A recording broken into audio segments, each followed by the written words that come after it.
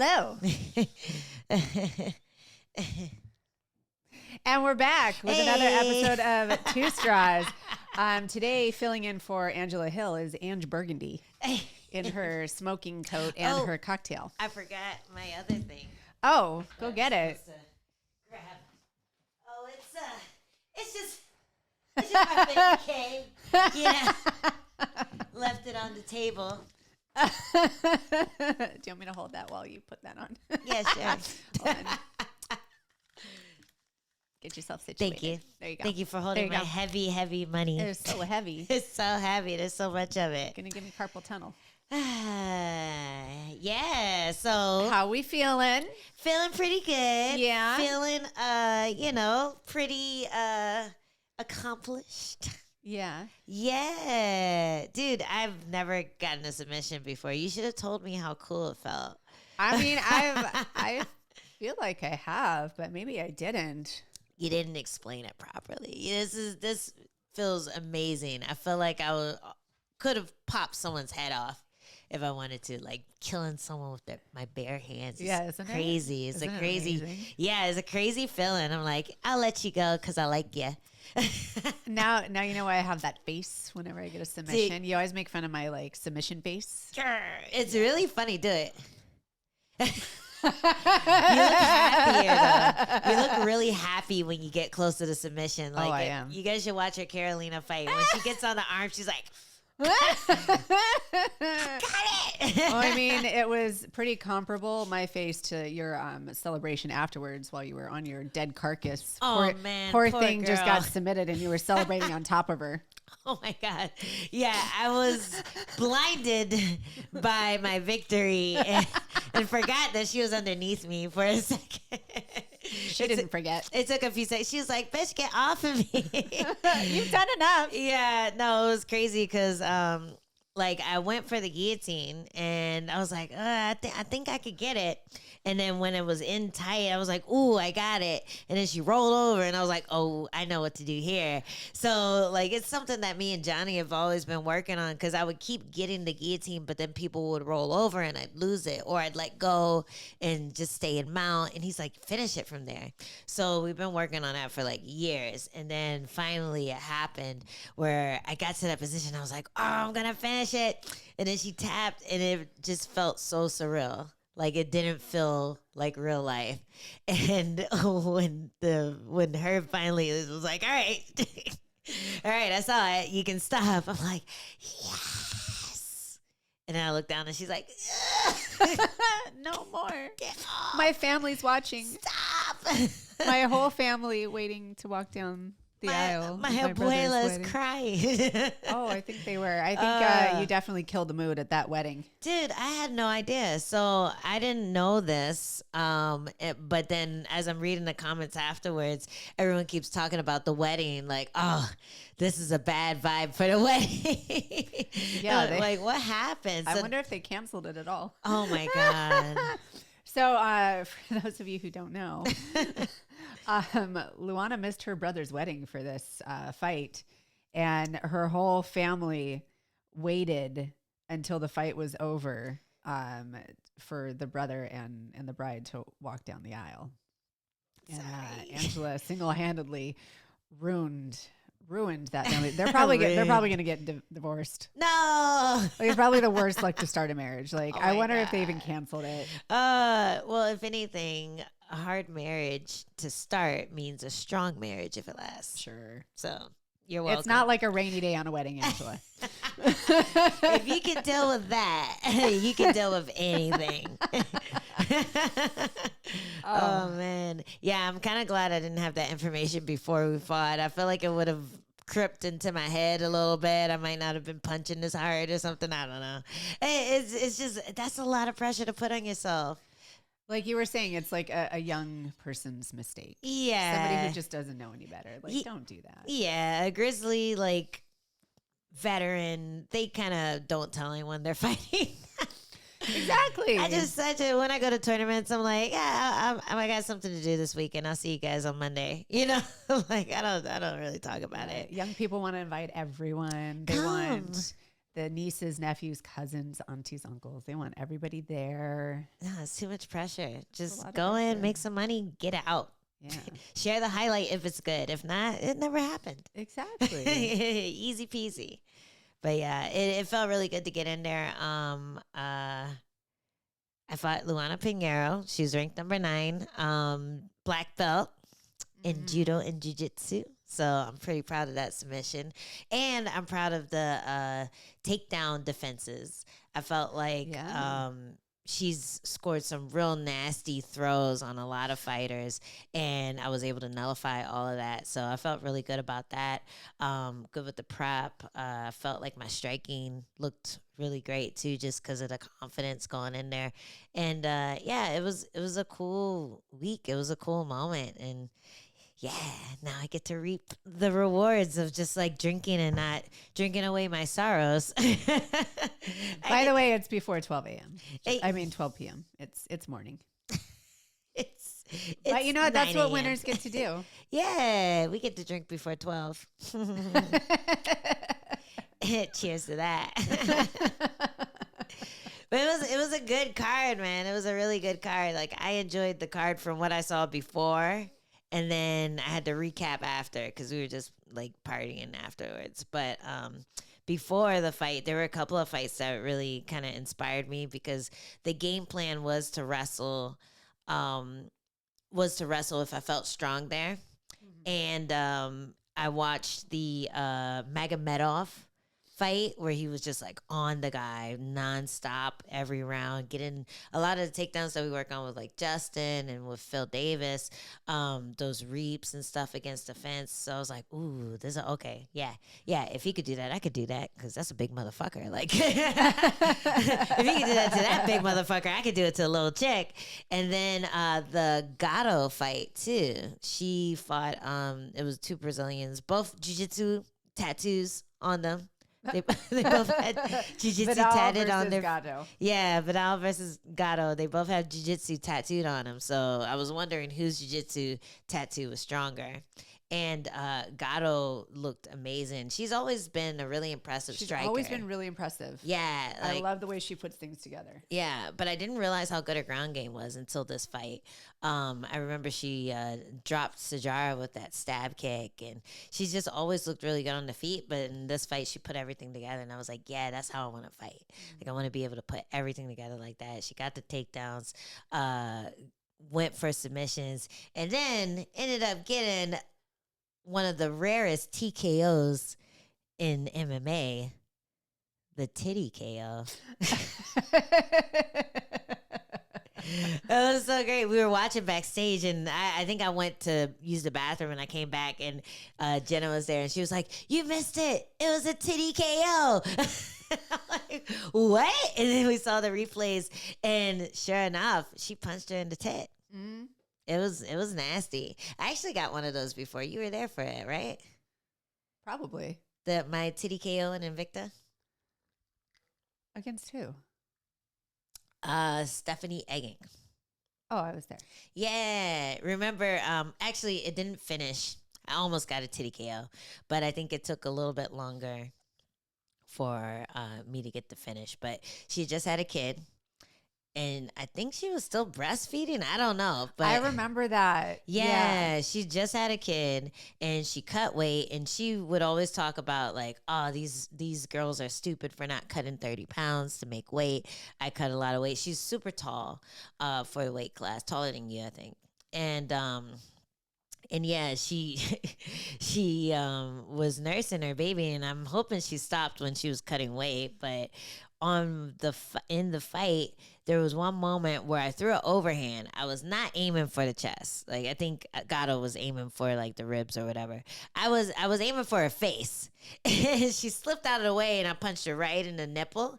And she turns away and grabs it and like tries to do timeout. And then Eric Del Fiero, who's coaching me at the time, his voice went an octave higher because I stopped fighting her. I was like, oh shit, did I foul her? And I was really worried about it. And then Eric goes, what if I get done here again? There's no timeouts for titties. And so because he screamed at me like that, I punched her in the tit again. because I thought that's what he wanted. But luckily, it's not a foul. You can punch anything on the body. You know, you just can't eye gouge. You can't hit in the crotch, but everything else is free game. And I went on to knock her out, but it wasn't that moment. Yeah. But this girl got the titty-KO in that moment. Gatto did. I was very impressed with that. Well, now you know that you can set your sights on such things. It's possible. Who wants it? Who wants their titties punched? I mean, nobody does, but who's going to get it is the question. Who wants to smoke? The nipple smoke. Yeah, that fight I was really impressed with. And Gatto came in short notice, I believe. Yep. She was supposed to fight, Vidal was supposed to fight Haley Cohen, who just has been riddled with just injuries and pullouts and stuff. Like, it's so sad and frustrating. I mean, you know, injuries plague this sport, especially because you have to fight, you know, weekly in the gym to prepare to fight. So sometimes we don't always come in 100%. Usually, you know, it's like 50-50. It's kind of a 50%. You're lucky if you're at about 70%. That was a good camp. Man, you're coming out clean. But you're kind of wondering, did I train hard enough? Because I'm not fucked up enough. Yeah, exactly. I'm like, did I do enough? I don't know. My toes don't all feel broken. Yeah, I can turn my neck without turning my shoulders. It's kind of a weird thing. Yeah. I do feel weird when I feel too limber and loose backstage. This week, actually, I was pretty weirded out because I didn't really train all week. I was really light, so I just kind of chilled and ate my little diet food that they make. But then on fight night, I felt really fresh. So I feel like that's maybe a goal going forward, is do as little as possible during fight week, and then, I mean, that's what basically the opposite of what most Brazilians do. I was just gonna say, like that is what fight week is supposed to be. Mm-hmm. It's just supposed to be to get the extra weight off. You're not supposed to be doing anything explosive, no heavy lifting. It's supposed to be really short and just making sure that, you know, you get those nerves out with the workouts, and it should just be about weight maintenance or you know, making weight. So it's really interesting, you know, being in the warm-up rooms and watching like all these Brazilians like killing themselves during workouts. It's insane. Yes. A lot of jiu-jitsu players are like that too. Like they're and always Russians going too. Yeah, I see that a lot. Like I'll see like the whole Russian corner will be doing sprints on the treadmills. Like, what are you doing? Save it for the fight. Stop. You're insane. You're gonna like break down your muscles. Yeah. And I mean, they also come in pretty heavy. Mm-hmm. So I know that they are trying to like burn off all those extra calories, but at the same time, there has to be a balance between, you know, breaking down your body and then like losing that weight. Yeah. And I mean, in my mind, you know, weight should be lost during camp. I think I'm too much of a lazy American to cut in that way. Shame. Like, such a lazy American. I don't know the troubles that they grew up with living on the streets and the this and the that. You know how everyone has like that sob story, and that's why they're in MMA. I'm like, yeah, I grew up in the suburbs. My mother and father both love me. Yeah, I know my dad. Whoops. Yeah, I probably would have won more if I didn't. So screw you, Dad. No. Why are you in my life? Oh man. Yeah, it's I think it's smarter to do the work, stay small during fight camp, and then once you get to fight week, you don't have that much to lose. Yeah. You can like just focus on the water cut. But weigh-ins, a lot of people looked really messed up. Like just really low energy, really sunken out. Barboza especially, he looked really sunken out. I feel like he usually does, but maybe the weight cut is getting a little harder now that he's done it a million times. I don't know. I mean, 40, like he's a big frame for 45 for sure. Yeah. And then I feel like I haven't seen him at weigh-ins, but I've seen like Jose Aldo, I've seen Oliveira, and I've seen the process for their weight cut. Yeah. And it just looks like they try to stay really heavy and lose it all that week. So it's gonna take its toll on you. Yeah. You know, you're eating nothing and you're, you know, burning everything that you have. So it's really hard to know exactly like what it is. I think there's a lot of emphasis on the age, of course. You know, every single time. I actually avoided saying it just now. I was like, because of how old, I mean, how many fights he has. How many MMA years he is. Yeah. It's frustrating as a seasoned veteran as myself. A mature.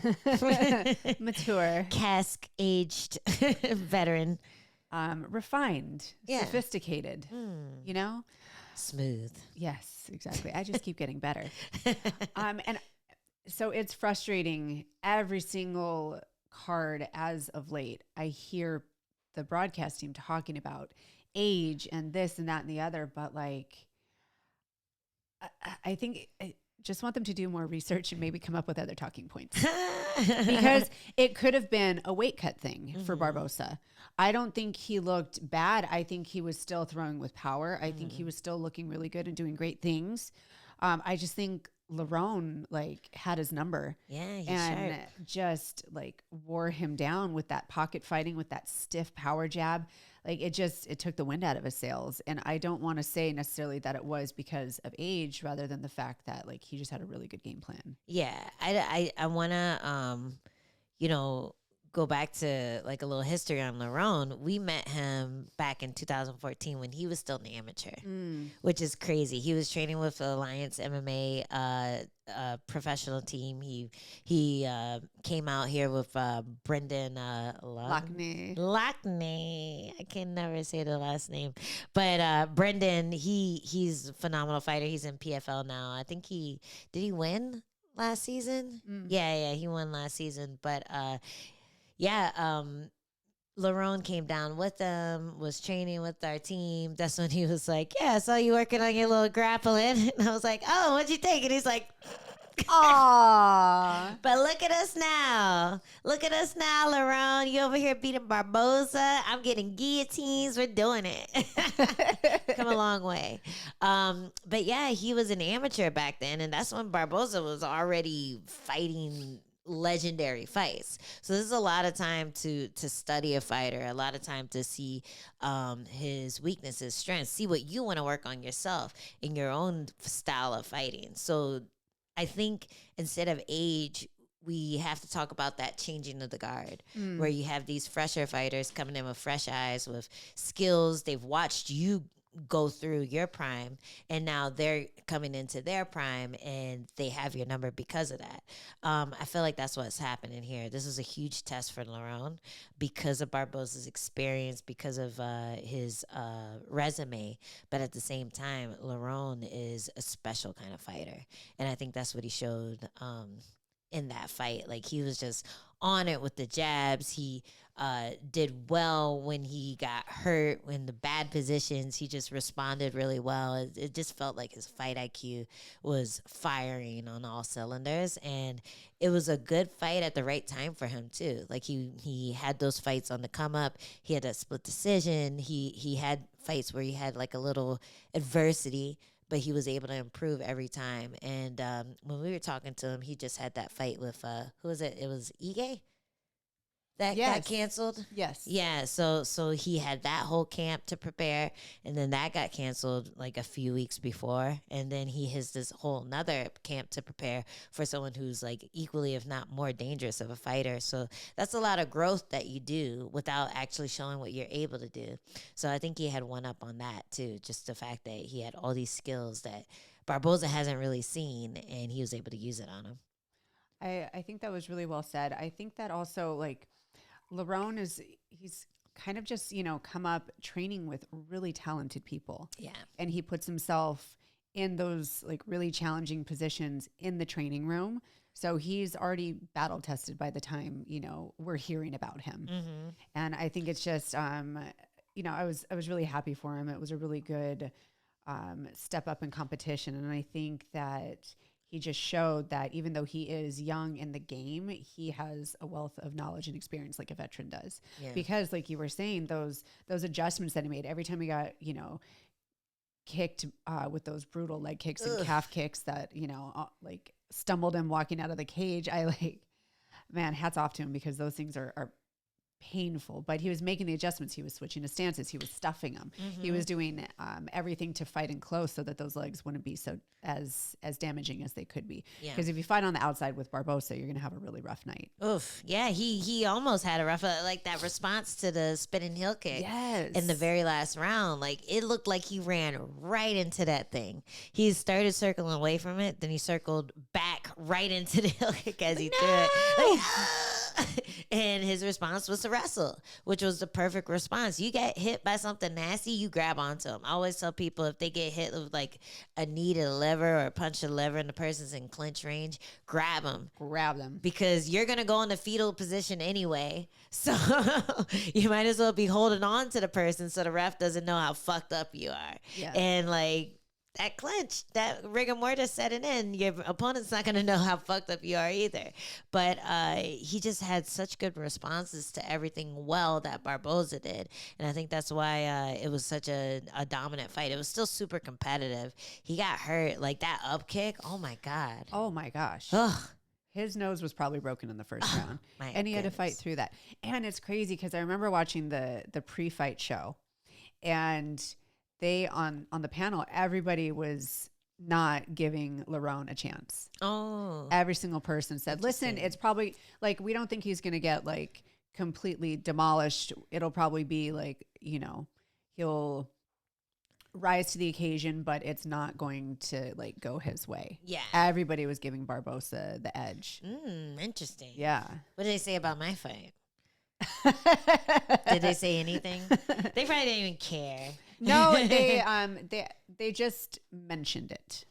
I'm sorry, but they'll be talking about you next time, honey. No, they won't. Yes, no they will. cares. Stop it. Everybody loves you. Everybody loves you. Well, yeah, that's what happens when you're main event. You get special attention on the matchup. And I'm trying to see who Barboza beat someone recently, and it was kind of the same deal where it was just like a young up-and-comer. And everyone's like, oh, we'll see how good Barboza is. And Barboza proved to be good. Oh, Sadiq. It was the Sadiq fight. Sadiq Youssef fought Barboza. And Sadiq is a pretty phenomenal striker on the up and up and everything. Also has a great YouTube channel. Make sure to check it out. But when he fought Barboza, it was one of those really competitive fights, but Barboza won decisively. And we were kind of expecting the same thing with like Lerone and Sadiq kind of fall in people's same wavelength together. So this was a good fight for Lerone to set himself apart. And he did. From the young guy pack. From the new guy pack, new pack of cards, featherweights. Did you see the co-main? Who was the co-main? It was Khaos Williams versus, I think it's Charles. Oh, that was a quick one. Yeah, it was super quick. That was really quick. And he is his coach, Joaquin. Yeah. Who I got to train with a little bit in Atlantic City, is so awesome. So now I'm like always rooting for their team. Team Joaquin. Yes. Team all the Joaquins. Yeah, it was real cool. We got to hang out with them a little bit too. They were we kind of crashed the Red Corner's workout room, but my opponent wasn't there, so it was cool. But we were hanging out with them a little bit too. They're a great group. Yeah, they're fun. They're a lot of fun. And just, I don't know, just good vibes with that whole group. I feel like everyone is there for the fighters. There's no ego there. And a lot of times you see coaches that kind of see themselves bigger than a fighter or a moment or whatever, but they give their fighters full, I guess, attention and care. And yeah, it was cool to hang out with some people like that. Yeah, I think it's what you just said was so important. I think there's a lot, I mean, not a lot, but there still are a lot of coaches out there that are using their fighters as, a way to like get attention for them. Yeah. It's all about them. And when you go in, when you're raising a fighter, it's like, it's not about you. It's a very selfless thing that you're doing. Cause a lot of times like upcoming fighters, they're not making a lot of money, No. but you have to look at them like they are an investment. and their performance will speak for you, and that'll be your advertisement for yourself. It's never about the coaches or the cornermen, though. Mm-hmm. It's about the fighter. Mm-hmm. And I think that's something that some coaches miss. Yeah, for sure. And I think that separates the great ones. Yeah. And a lot of coaches, they're kind of like artists where they don't get the recognition they deserve until they're dead. Damn. That got dark real quick. That dead. But until I don't know, until they're not good anymore, until all their fighters left them, or like a lot of times coaches don't get recognition for being great coaches until it's kind of too late for them to actually benefit from it and get more good fighters to train, or I don't know, a sponsorship for their gym or whatever. It's like, oh yeah, you know who was a great coach? That guy. Where's he at now? I don't know.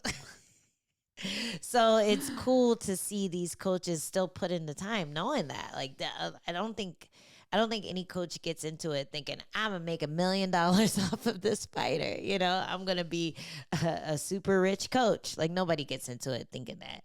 They get into it knowing how happy it makes them to help someone get to a level where they can get, to help draw out a fighter's potential. And the best coaches are able to do that really well. And those guys seem to know what they're doing over there. But the fight was awesome. Like he just kind of came in there. I mean, it was really short. It was really short. I love a short fight, especially when I didn't watch him and I got to watch him back. I'm like, oh, cool. I can watch this real quick. But yeah, he was just poking him with that jab. It was, I don't even know if I want to say the code word, but it was the ice cream setup.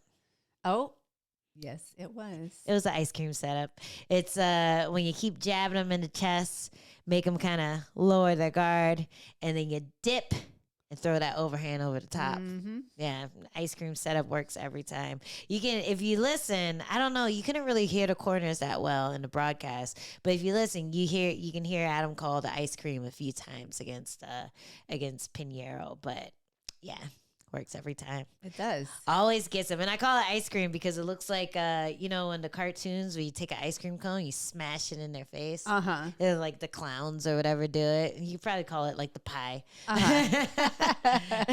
But yeah, that's what it looks like. It looks like you go boom. But yeah, I love that setup. It's a good combo. But Khaos, he was able to land that thing once. Dropped him and then punched him right on top of the head afterwards. That looks hard. Yeah, I would love to be on the giving end of that one day. Yeah, I would love to know what that feels like. Yes, ice cream setup, man. You got it all day. No, it's a great one. It's like, it's a classic. It's like, it is. It's one that works for everyone. Mm-hmm. There's a ton of techniques where like certain body types, it works better for them, or certain reaches, or, certain styles of fighting. But that is one that works for everyone. Across the board. It's like a jab. Mm-hmm. Because it is a jab. And then another punch. Followed by another. Yeah. Exactly. Yeah, it works for strikers, works for wrestlers. It's just like that threat of the level change sets up the head perfectly.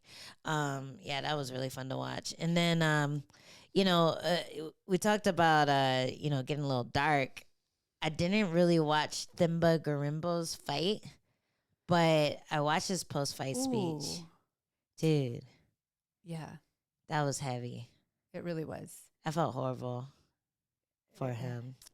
It was just a really rough moment, and I was trying to stay off my phone during fight week, but I did see that during his media day, there was something that made him cry during media day, and it was that, right, the fact that his coach missed his mother's last moments because of cancer, because he asked him to stay out there with him. That is so rough. Mm-hmm.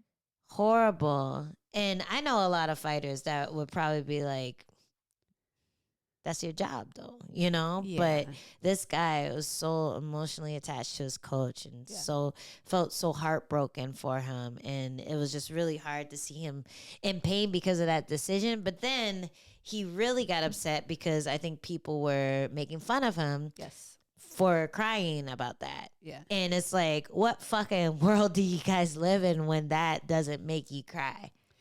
It's really rough because the fans want to be entertained. They want to see us in a certain light. And when we don't meet those expectations, they get really disappointed and they lash out in the most inappropriate and ridiculous ways. Oh, why are you being human?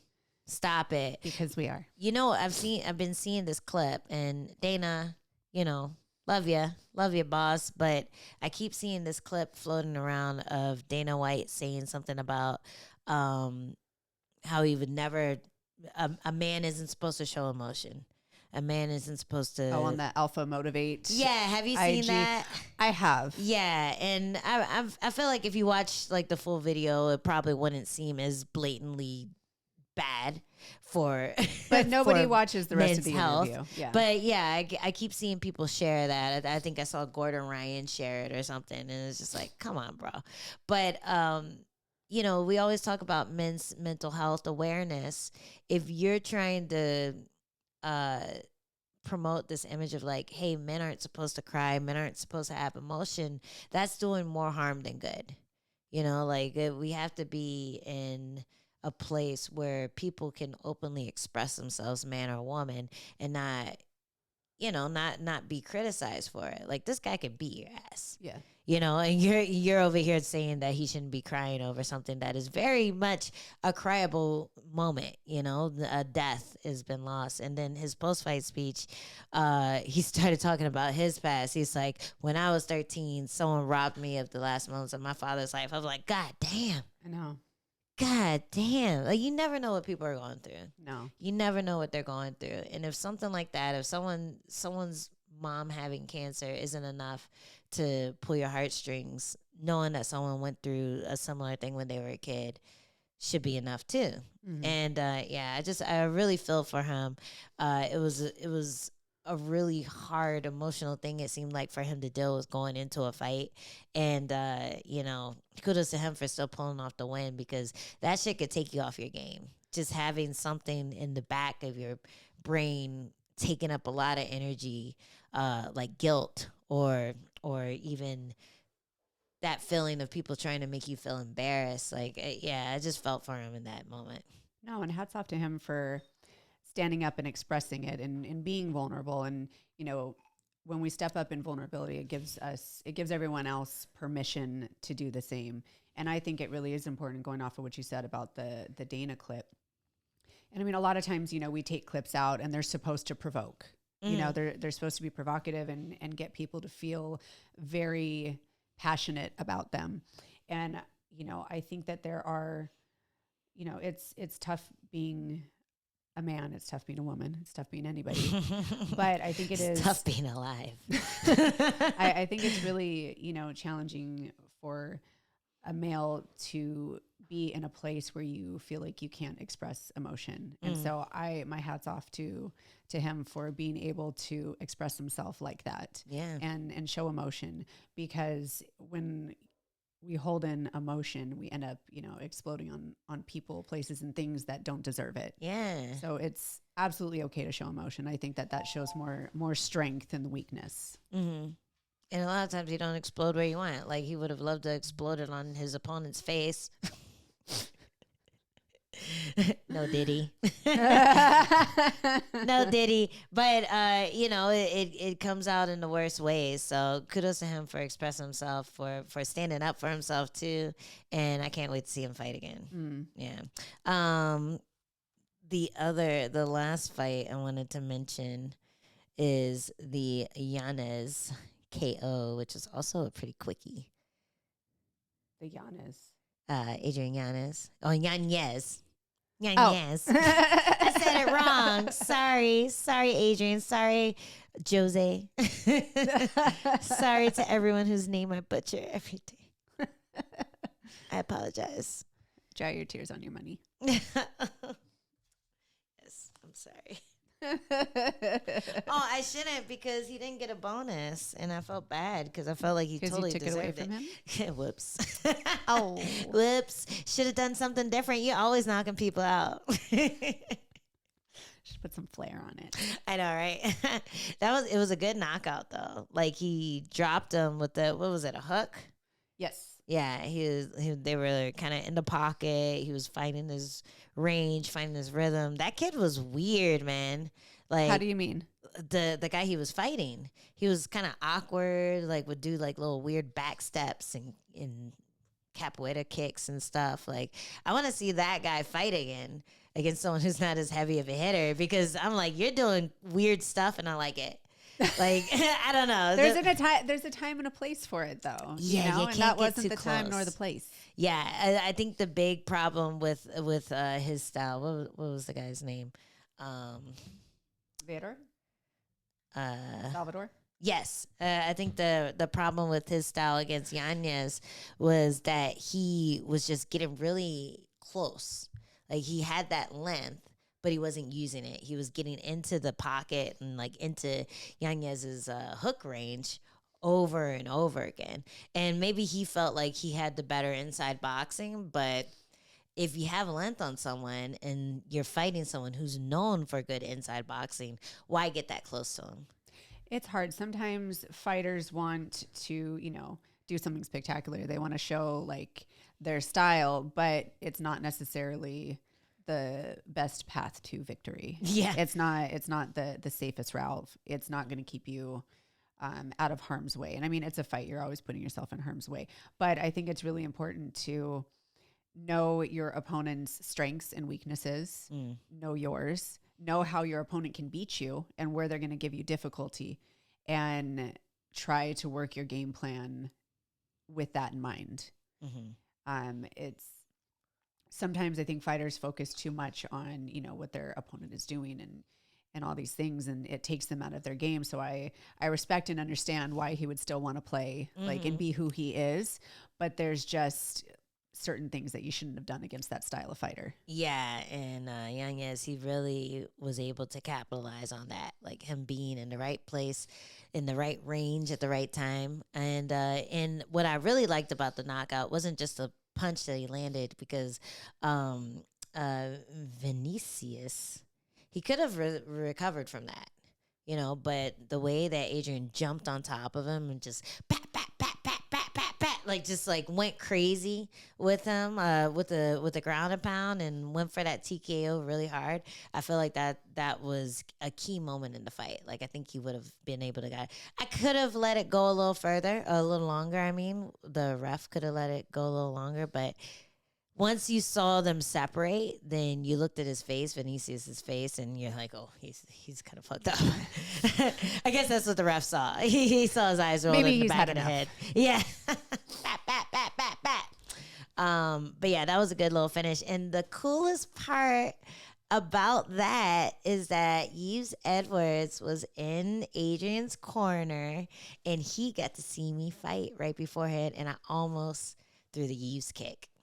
Oh, I almost got it. There was a moment, because when I'm always like fangirling when he's around during a fight week. Oh, he's a legend. He's so awesome. He's so cool. And then there's that kick that he got against Josh Thompson. Yeah, where he like had the back. He turns around, kicks him in the head. I was so close to getting that. So close. It wasn't like I didn't have her back, but there was a scramble. I forget what happened, but I had my hand on her head, and she started to stand up, and I went soccer kick. And I was like, ugh. I was like, Yves! But she just didn't connect with the purpose that I wanted it to. So I missed that. But he did see the guillotine, and he was like, congrats. Well, So if you had gotten the kick, you may not have gotten the guillotine. So that's true. I might not have gotten the 50K.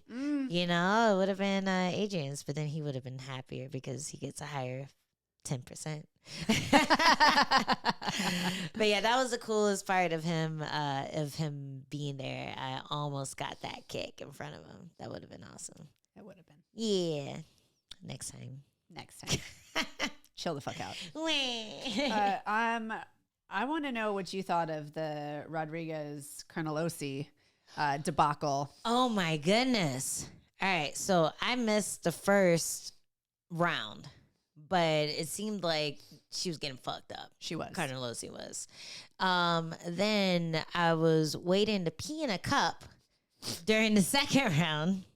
But the only two women they had, commissioned people that could collect my pee, were at the cage watching that fight. So you just sit and watch your pee. So I'm sitting and watching and bouncing because I have to pee and waiting. And it was the longest amount of time I had to wait to pee ever, because this bitch decided to headbutt her. And then, yeah, why? That was so weird. It was so crazy. It reminds me of, oh my God, what was his name? There's that boxer, Garcia, who blatantly headbutted his opponent against the ropes twice, and then was mad about it when he got disqualified. It was like that. Yeah. The first one, maybe that was unintentional, but then he told you not to headbutt, so you headbutted her harder. Yeah, it was like the titty punch, only titty punches are illegal. Is you get that warning, you're like, what? Boom. I don't know what it was. She kind of mentioned adrenaline. Like, she was complaining about Carnelossi complaining. But dude, if I'm getting fucked up and you foul me, I am milking the shit out of that. She milked it all the way to not losing the fight. Yeah. And then so after I finally peed in my cup, I was walking back to my dressing room and I see Carnelossi walk past in the hallway, and she looked bad. Like, her face was all smashed up. She was being like, her arm was being held as she was walking towards like the ambulance or whatever. So she was definitely messed up. And I don't know if it was from the damage before the fight. I was going to ask, because she was not winning that fight. She had taken a lot of damage. She was in bad shape. Mm-hmm. Do you think there's potential for her potentially milking it and trying to get out because she knew she was going to lose anyways? Oh, yeah. Yeah. Oh, yeah. And you saw her manager standing next to her, or cornerman or whatever, or translator, whoever I was like, why is this guy? That's her manager. But then I was like, oh, the translation. Okay. Yeah. Okay. I'll stop. I'll chill. I know what you're translating. You're translating the odds of her winning the fight if she continues. Stay down, girl. Just stay down. Stay down. We'll get a rematch. We'll try again next month. We're gonna reassess. We're gonna come in with a better game plan. This is a blessing. Stay down. But I don't blame her. I think that was really irresponsible of Piera to foul her when you're dominating a fight that much. She took that fight away from herself. Yeah, completely, because that was a great performance. Mm-hmm. She was doing everything she wanted to do in that fight. Mm-hmm. And she gave Carnelossi an opportunity to walk out, without a loss on her record. Yeah. Yeah. I think it just goes to inexperience too. Like, sometimes you need to fight emotionally, and it seemed like that's what she was doing. She was fighting emotionally, which is why she got to the point where she was like, headbutt. Yes. I just got to hit her. I just got to hit her any way I can. And you can't fight that way when you're a professional fighter. No, like it's not cool. Like, what are you gonna do next time? You gouge him? Are you gonna kick her in the clit? You have to draw the line somewhere. So it's a hard lesson for her to learn, because she was winning the fight, and the headbutts probably weren't as bad as the up kick or all the other punches that were landed, but you still shouldn't have, especially when you're in that much control of a fight. It's not like you're going off of instincts. You're getting fucked up and you're just trying to do anything to survive. She was winning. Yeah. So there's no point of that. But she's a gamer. Like, I remember she came down to spar us, and I hit her with a little kick and split her nose. No, to her. No. Well, oh. I was aiming for the tit, but she changed level. It was her fault. It was her fault. Again, it was her fault. But she was like mad cool about it. She was just like, it's all good. She like split her nose, but she was like, it's fine. I'm fine. She went on to fight in Contender Series and smoked the girl. So it's like I get the mentality of just being a down motherfucker. Like, she's fucking down, and she expects her opponent to be down too. But hey, guess what? When there's money on the line and I'm gonna benefit from it and you're not, then I'm going to take the money. You bet your butt. Yeah. It takes a rare type to keep going. I feel like we've seen that in the past, where someone gets fouled repeatedly, and even though they should stop, they continue. Yep. and usually they lose. Mm-hmm. But it's still commendable that they continue knowing that they could have taken it out. I can't think of it specifically, but there was a couple famous fights one. ago. Yeah. There's a famous one, like a title fight or something, where like if he had taken the foul, then he would have won, like in the way that Aljo did. But he decided not to take the foul and ended up losing. But everyone's like, man, like that guy lucked out. I can't think of it. I can't think of it either. But I feel like it was like a knee to the face and a grounded opponent or something, and they decided to keep fighting. I can't think of it. But somebody comment below. Yeah, somebody comment. But it sounds familiar, right? Yes. It happened recently, like within the last few years. And they famously continued and did not win. But everyone was like, yo, what a G. Yeah. Oh, was it Anthony Smith? It might have been Anthony Smith against someone. He ate a knee when he was grounded and kept fighting. I'm going to look it up. But yeah, comment if you remember. Because I remember thinking, damn, he could have taken that win with that foul, and he kept fighting like a G. Yeah. So yeah, kudos, Anthony Smith. You were my inspiration for the guillotine, by the way. You and Dustin Poirier. Thank you. Thanks, guys. Yeah. So yeah, it was a good night of fights. Yeah, I think we should continue this because I want to talk about Poirier because he has a big fight coming up. 302. Yeah. Oh, title fight. And I want to talk about the Emily Ducote versus Demopoulos debacle. Oh, shit, me too. Bro, whose lap is that girl jumping into? I know. To get these wins? I know. Aside from the commentators. We'll talk about that in our exclusive 15. See ya. Bye.